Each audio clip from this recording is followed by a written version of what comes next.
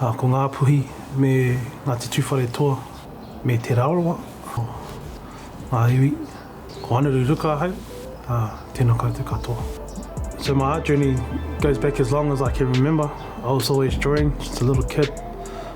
Growing up, I grew up here in Kaikohe. Before my teens, we moved to Māngere. I'm living urban life now. There's a lot of graffiti and I thought that was cool. And I think graffiti was actually my first love in the arts, and it's still a big part of who I am as an artist. Along with the graffiti, I had taken up rapping as well. I was born in the dirty south, born with a dirty mouth. Teacher put the soap down my mouth, couldn't clean it out.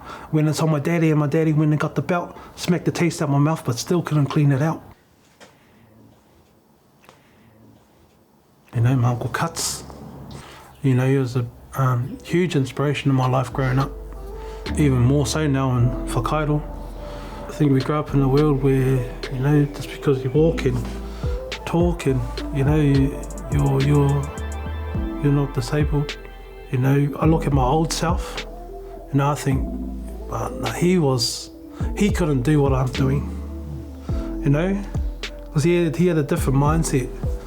I don't think he could achieve a lot of the things that I've achieved now in this period in my new life in the wheelchair, you know, because my wife has been a really big push, always wanting me to incorporate art into everything that I do.